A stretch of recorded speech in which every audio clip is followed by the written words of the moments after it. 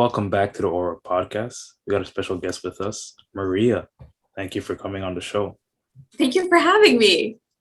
I'm sure a lot of people that are watching right now have seen you around campus. They've seen you work at the basketball game, the soccer game. They've seen you around. So can you kind of tell people what is your job with the university and just what you do? Yeah, absolutely. So my job is actually very new to Algoma University. I'm the one and only person who's worked this position. So I'm the athletics and recreation operational support here. And essentially my job is kind of split up into two separate categories. So I run social media and shoot content and create content. And help kind of organize and run the different campaigns in the varsity side of things, as well as help with game days, game day upload, all that kind of stuff. And then I'm also kind of like an assistant manager at the George Leach Center. Mm-hmm. Yeah, because I noticed, I just finished my last year of soccer. I noticed you on the sideline shooting, videos, pictures, but then after I see you working on the operational side, I'm like, what is this? So what is her job? Like she does basically everything. A lot of people were really confused when they saw me around, and then they would put two and two together, being like, wait, you were the girl who was at this thing, and then you were at this, and then you're the girl on the Instagram. And so yeah, it's all over the place. Well, how did the role really come to be, since you said it's like a brand new role? So did the school like realize we're missing somebody to fulfill these specific services? Yeah, so I think like just as it would happen at any kind of institution, you kind of have to pick and choose in your strategic planning and in your budgeting, what is lacking and what you really need help and assistance with. So there was definitely a lack of social media presence for our varsity athletes on social media and whatnot. And that was something that definitely had to be corrected, because as amazing as our communications team is here at Algoma U, it's difficult to run everything for the actual institution of Algoma U itself, along with taking after 6 teams and watching all of you and attending every single game or every single event or championship or what have you, right? So along with this, there are always negotiations that go along with this. So they couldn't just say, oh, well, we'll just have like a social media person just for varsity, right? So that's where you kind of have to pick and choose. Okay, well, where else could we use coverage? The other manager who works here at the GLC, he's usually here Monday to Friday, but like first thing in the morning, right? So clearly to have extra coverage during game days and, in if there's intramurals happening here or whatever it is, it's nice to have an assistant manager there evenings and weekends, right? So that's where like my coverage kind of comes in as well. And at some point while they were negotiating, they came to the conclusion, they wrote up the job description, it got posted, and I said, I want that one.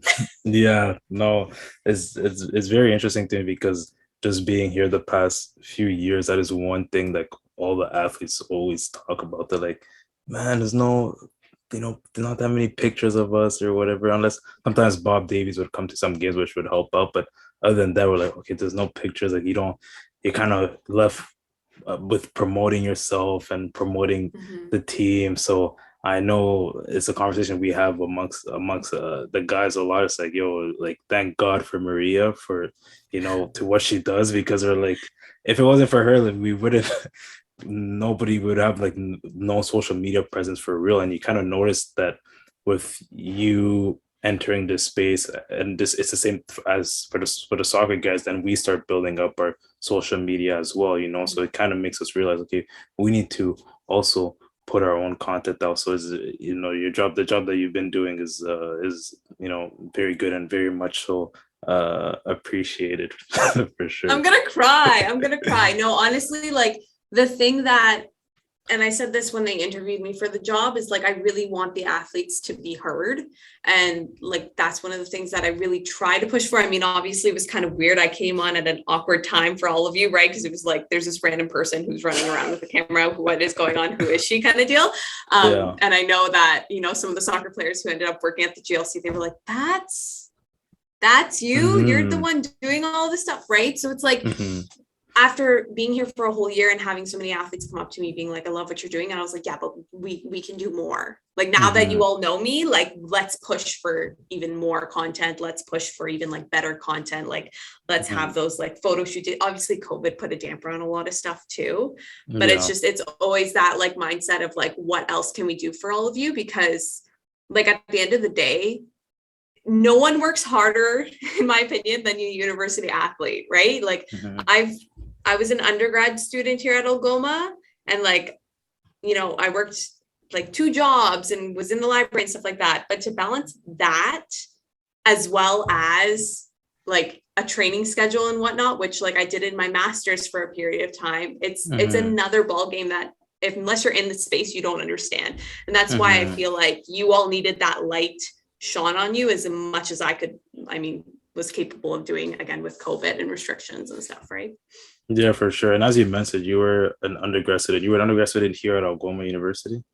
Yeah. Yes, because I do. I think the first time actually, you probably don't remember this, but the first time I saw you, we were it was Mardi Gras, my first year of university, and you were taking pictures. Yeah. Yeah. So that's the first time I saw you, like Yeah. on campus or whatever. So from you started working on media pretty early in your career, would you say? Yeah, so I took grade 11 photography in high school and I bought my own camera and I was always involved in the arts, right? So I was always like into visual arts and took it all through high school, all through university, whatever kind of thing. So I always loved that aspect of things. And I'm one of those people when it comes time to creativity, I really try to like push myself, right? So whether it's like, during COVID, I kind of made my own podcast for a period of time and like explored that option. And then working with the different means of photography, whether it was an event like here at Algoma U or now with the sports photography and whatnot, right? So it's definitely always been in my back pocket, but I've definitely explored a lot more since working this job. Mm-hmm. Yeah, for sure. And what was your program that you were taking at Oklahoma University? So I majored in psychology and minored in visual arts. And then I went on Okay. to get a master's degree in education. Okay, interesting. Because what I know about you is what I could assume like you're a big fitness person. Like you like all that stuff. And the reason Yeah. I know you are not only because of your social media presence, but also sometimes with the guys soccer team, like we'd have like these 6 a.m. workouts at the gym, like Yeah. and it was very spread out, like it. And honestly, like I can say maybe I've gone to the gym 3 4 times at 6 a.m. and every time I went, you were at the gym. So I'm like, so I because it's very spread out. Like I'll go 1 month, 2 months later, I'll go again. I'm like, she's always at the gym at 6 a.m. So do you go to the gym early all the time? You know what? When I was a student, so I didn't start like working out until I was like my third year university, right? Mm-hmm. Um, During that period of time was when I got into like early 6 a.m. It was the only time that I could work out. You know how some people are like flexible and like their bodies Mm-hmm. can handle any time? Not me. It was like 6 a.m. or not at all kind of thing. Oh, So okay. I did that for like years and it Yeah. had to be at the very least as soon as when I woke up, right? Because my schedule was kind of chaotic in my last year and then into my master's. It was like, no, you kind of have to get Mm-hmm. in there and then like get out, right? While I was in my master's, I had the opportunity to kind of train with the rowing team down at Brock. And like my practices were at 5 a.m., like right on the water, like get in Holy. the boat, like you're going, right? And then, you'd have like another session or two during that day, right? So my body became really accustomed to that. And then once COVID hit, I kind of had to readapt everything. So I don't have to go first thing in the morning Mm-hmm. anymore, but I'm definitely, my body is still like able to handle like some kind of training session every single day kind of thing.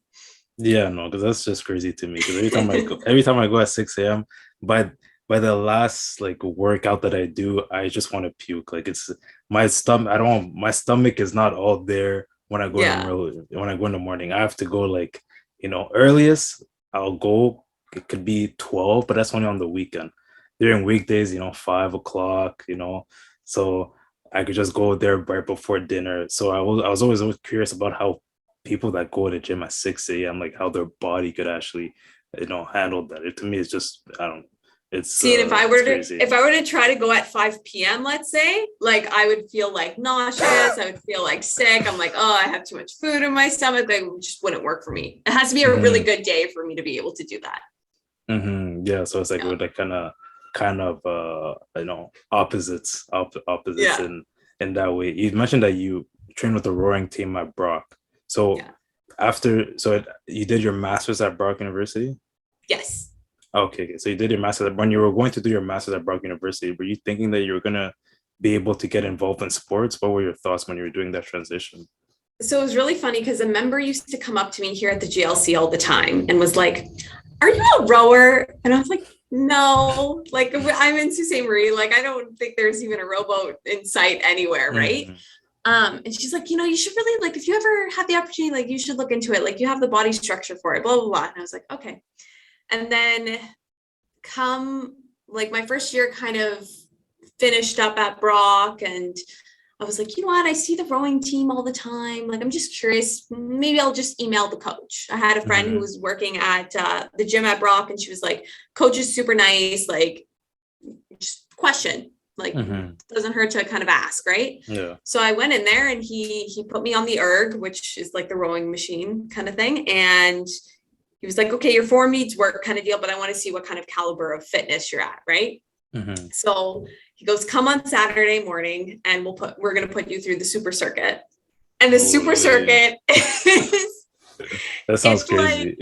yeah, it's like, I don't even remember how many exercises. They take the entire rowing center and they have like multiple stations right next to each other, right? So you have to go through Mhm. like 10 ergs. There's like 4 or 5 placements on like the tank rower kind of thing. There's like 2 bikes, and then you have like multiple different like weight machines, like Oh free my weight God. kind of stations, right? And you have to perform every single exercise for a minute long, Oh my and you just like you goodness. go through the entire thing, and it's like an hour and a half by the time you're done, right? And Mhm. the coach came up to me and he's like, so, and I was like, that was so fun, let's do it again, like that was Oh great. no, that's crazy. And so he basically was like, you know what, okay, like clearly you can kind of keep up, right? And so Mhm. I did like all the winter training with them. I went through and did some of their summer training, and then I came home that summer, Mhm. continued to do like multiple sessions a day on my own kind of thing. And then unfortunately, when I went back, when it was time to go back in that September for training camp, I Mhm. fell kind of like ill, wasn't able to eat enough to compensate for the amount and the Look. caliber of what training camp was. And I just said, you Mhm. know what, like health kind of has to come first. It sucks, Mhm. Mhm. but you got to do what you got to do, right? So Mhm. that was kind of like the ending of my career, if you will. Well, no, that's interesting to me because I watch rowing sometimes at the Olympic Games, Mhm. and it's just watch because as an athlete, I'm just trying to relate. I'm like, okay, what are they working? What's like just physically, what's hurting them? And it seems like it's a mix of like your fitness, getting that oxygen, but also it's your muscle. So can you kind of explain to me the sport, like how does it work on your what does it work on your body physically? So a lot of people, like right from the get-go, they're like, oh, rowing, like with your arms, right? And they'll do like I'm like, that is not even like, you need to have like tree trunks for Mm-hmm. legs Mm-hmm. to compensate. And like the thing is, like rowing is classified in different weight classes like many other sports are, right? So I happen to be in the lightweight category, so I had to stay under a certain weight. So it's like you can only have so much muscle at certain weights as well, right? So Mm-hmm. you could be pushing yourself just as hard as someone else, but someone with more muscle is obviously going to be able to row a faster split, row faster, what have you, kind of thing, right? Mm-hmm. There's definitely a lot of drive through the legs, and then kind of your upper body follows along with that drive. So as much as people think that, it's just like, oh, like with your arms, it's a full body sport. And like when Mm-hmm. we're training with our strength and conditioning, like it's full body, it's getting the heavy lifts in, it's a lot of compound movements. And yeah, so it's definitely, it's anything and everything. Like you need to be like cardiovascularly, like you have to be there. Like Mm-hmm. there were days during workouts where my heart rate was spiking to like 180, and you just have That's to like keep crazy. going. Yeah, so That's it's a lot crazy. for sure. Yeah, no. And I'm curious a bit about how so you finish your master's and then you make this decision to come back to Sault Ste. Marie. You're a Sault Ste. Marie native, Yes.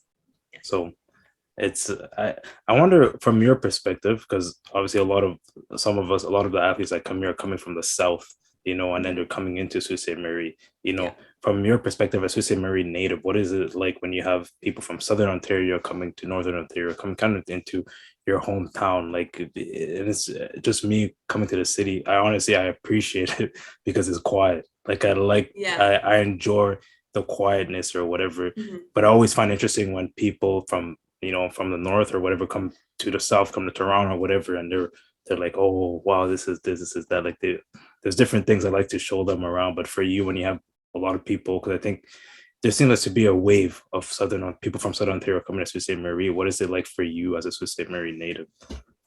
So it's hard because like I remember when I was a student, I definitely didn't want to stay here. And I think that's kind of the mentality of a lot of us who kind of grow up here. It's like we're like, Mm-hmm. let's get out, let's go, let's experience the world, especially if like we haven't done a lot of traveling or anything like that.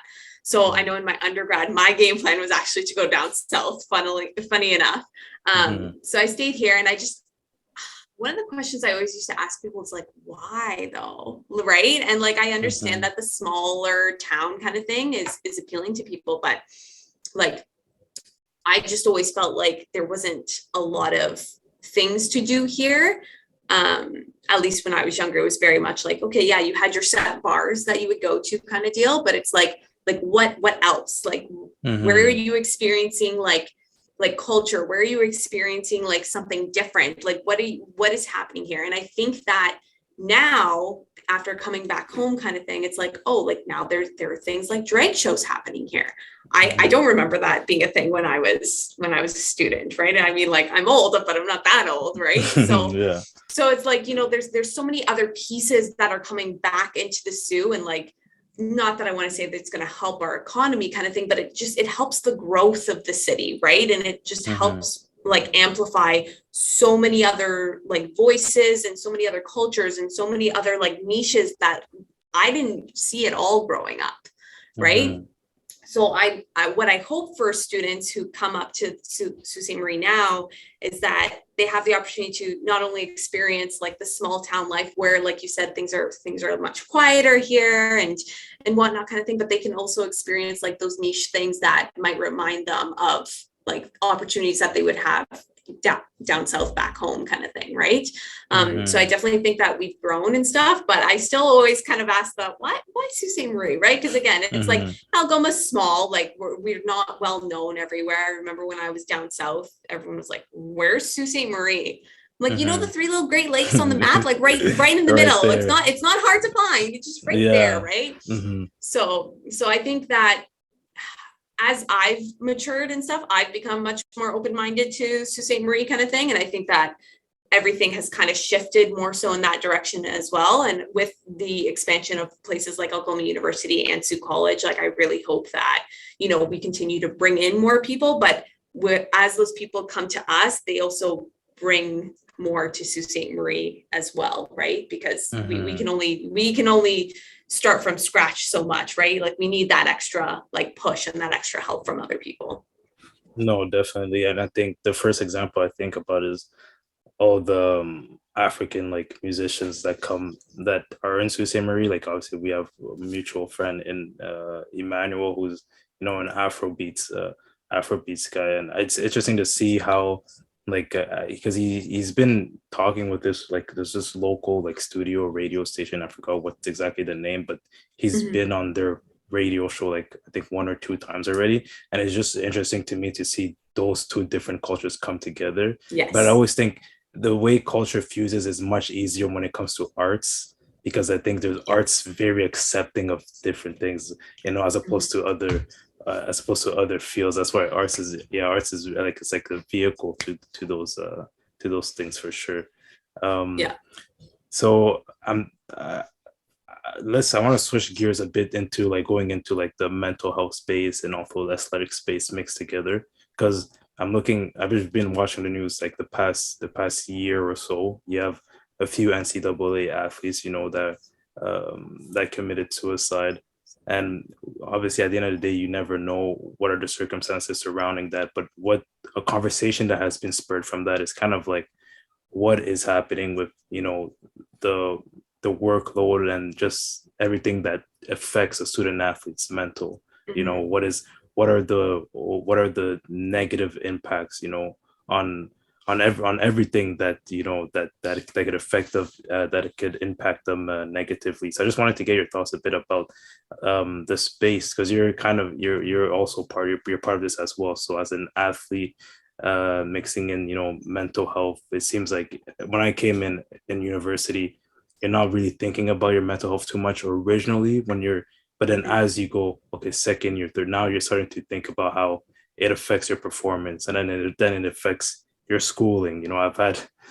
I cannot tell you the countless amount of times where you have teammates that was like, yo, this week, this month, I did not do anything in class because mentally I was not there because there's so much pressures and Yeah. everything. I just want to get your thoughts on that. I think there's a huge stigma that athletes kind of have it all, right? It's Mhm, like, oh yeah, like they're performing and like whatever, they're like they're popular, they're this, they're that kind of thing. And so I think that a lot of times athlete mental health gets overlooked. And that's very unfortunate because you have so many stresses that come from so many different domains. And like, sometimes a lot of people now it's very much that concept of, oh, like you're suffering with mental health, like, oh, maybe it's just like you're depressed, so it's kind of like harder to get up in the morning kind of thing, but it's so much more than mhm, that, right? Like you as athletes are constantly comparing yourself not only to your teammates but to other teams as well, right? So you have that kind of like imposter syndrome that could be happening. You have struggles in like weight class specific sports, but also fueling your bodies properly to like actually perform. The domain of eating disorders that can come in there, right?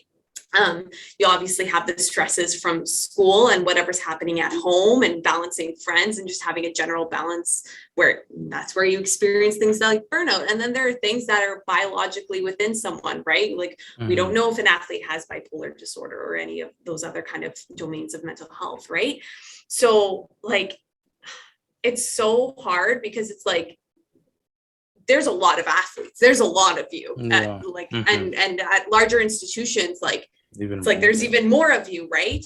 Mhm. But I think it's really important, especially as administration, to ensure that athletes are aware of the resources that they have. And like it can't just be a, by the way, this is this, you have this resource at the Yeah. start of orientation. Like you need those Yeah. reminders at every single point of the year. That's something that I'm working on Mhm. for next year. I want to kind of have like a newsletter sent out to all the athletes and I have them all prepped, and it's like here are resources that coincide with things that we're talking about this month, right? And so Mhm. like here are things, but it's also more so like having those one-on-one conversations with the athletes as well, right? Like I don't know what's happening in your life until I sit down and have a conversation with you. And that's why I think having open door policies here at Algoma U is so critical and so important, because like as much as we can't chase everyone, we can also create that like welcoming, inclusive environment saying like, hey, like we're here to listen, we're here to get you help. And like if you need something, like we're the ones that you need to come and talk to, because if we don't understand, or if we don't have what you need, we'll find you what you need, right? Mhm. And like again, that's something that we really want to push for in the new season and in the new year. And we want the athletes to feel heard and stuff like that. And so like it's just a matter of, again, just like any other kind of mental health domain, it's breaking down those stigmas that are already there and like creating safer environments for everyone else. Yeah, for sure. 100% agree. And going into now a bit female sports, because I think what's interesting about when it comes specifically to that section of sports is that a lot of the promotion and the popularity and growing like that side of the game falls on people like you, social media people. At the end of the day, I think for me, I think that's where it starts. At least is that's where it starts. And I think what I found interesting in the last 2 or 3 years, like, is you have these big social media pages like Bleacher Sports, and all these pages now posting WNBA highlights and all these things. And I was thinking, it had me thinking about like how small that is in terms of what they actually have to, like the workload of just having to post those highlights. But I think about the bigger impact, because before that, I'm not, if you're scrolling through social media, you're saying, okay, NBA, NBA, NBA, but you're not saying WNBA. So it's out of sight, out of mind. But now you're saying WNBA, NBA, WNBA. So it's very interesting to me the role that social media actually plays in promoting the women's game. So I wanted to get your opinion on that, because you're also part of the social media world, and you also do, I've seen you do the job of promoting the women's game. So I just want to get your thoughts on that. Yeah. So I think, like so many other things, representation is huge, right? And now the quickest way to consume any kind of media is obviously on our socials, right? And Mm-hmm. so with that, like I'm always trying to be cognizant of like making sure that there's both the men's and women's like equally highlighted, right? But Mm-hmm. at the same time, we have to think of equity too. So if the women's sport is winning their game that night, they're probably going to get a little bit more Mm-hmm. Yeah, no, featured. for sure. You know what I mean, right? Yeah, It's no, no, not, for sure. at that point it's not equal, right? Mm-hmm. And then we also have like women in sport campaigns, and the OUA has been really good about like creating their women in sport committee and seeing like how can we kind of create more opportunities for women in sport. Mia Giuliano, she just recently got that apprenticeship with U Sports, and now she's the Mm-hmm. assistant coach for the women's team, right? Yeah. We don't have a lot of female coaches here at the end of the day, Yeah. right? All of our head coaches are male. And so now seeing Mia, as well as, you know, a lot of the other assistant coaches being females, look at what that creates when an athlete is at their lower, like the athlete level. Look at where they Mm-hmm. can go. This is what they can become, kind of thing, right? And so that's why I think like on social media, you have to be cognizant of all those things, right? Um, and in doing that, you know, you create opportunities for even younger children that they wouldn't necessarily like think, right? Mm-hmm. I personally, growing up, wasn't an athletic child, right? I could never see myself in sports. It's not something I associated myself with, right? But maybe if I saw stories that, you know, of people who, you know, weren't necessarily in sport, but now are in sport, or maybe if I saw more like, again, that female representation growing up in sport that was outside of just, oh, like here's like our Timbit soccer team kind of thing, right? Mm-hmm. Like I don't Mm-hmm. know what that could have led me to, right?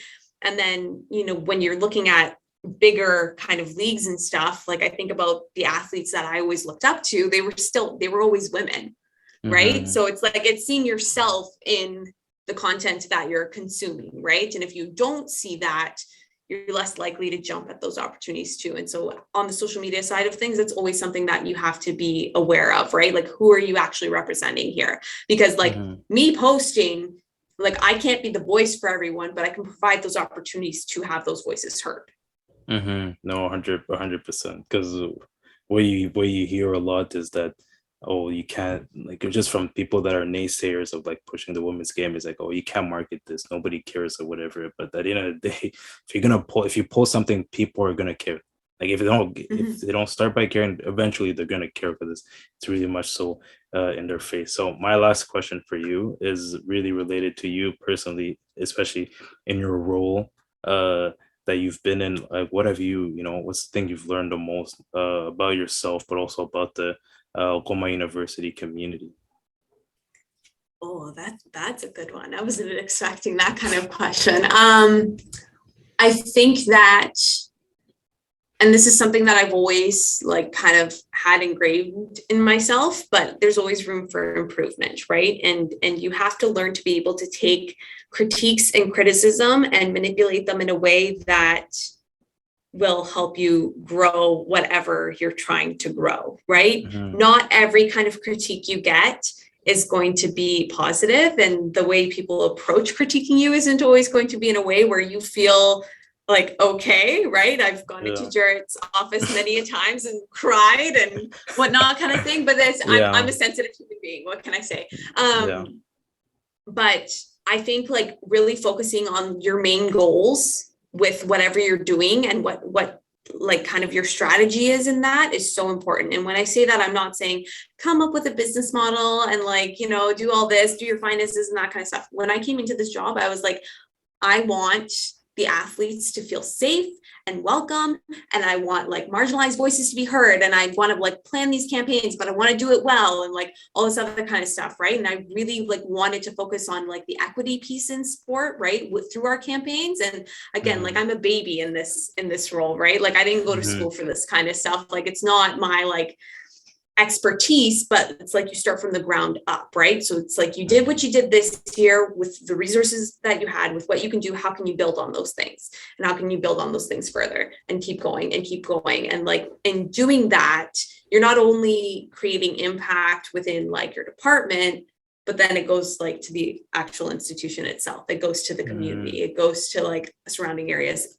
Other schools see what you're doing and like that kind of stuff. And I think that there are individual like athletes and administration in the OUA who've done such amazing work in that regard. And like, I aspire to do that as well. Right. So that's kind of like what I've kind of learned throughout this position so far. And then in terms of Algoma University, I learned that, you know, not a lot changes in and I don't mean like, oh, like they're not improving or anything like that. It's just like, it still feels like how it felt when I was a student here, but coming into it with a different outlook and a different aspect, like you can actually have a good experience here. And it has a lot to do with your mindset towards the institution itself, because I'll be the first person to admit that as an undergraduate student, I didn't want to be here. And there were a lot of times where I didn't enjoy my time here, right? And now like that I look back and I'm here working here and I'm having fun with, you know, the athletes and shooting content. And I love my GLC staff and like, you know, connecting with the members of the GLC. Like the GLC was kind of always my happy place at Algoma U. So I'm glad like I came back to that happy place. But it's like now you get to learn about the actual inner workings of the institution and maybe why things were the way they were when you were a student here and stuff like that. And it's not always, you know, it's not always just like in plain sight, like, oh, it's just like this because someone doesn't care. No, there's a lot of like steps that go towards that. And I think coming to Algoma U now and like learning that and acknowledging that makes a huge difference in being here in general. So like the AU community is like always striving to kind of be better kind of thing, but a lot of those strives take years, if not like decades in some cases, right? So those are probably like the two big takeaways in that regard. Well, on that note, I think that's the best way to leave our conversation today. Thank you everybody for listening. Maria, thank you for coming on your podcast. Thank you. And we'd love to have you back, you know, next you can have me anytime. You just send me an email and I'm there.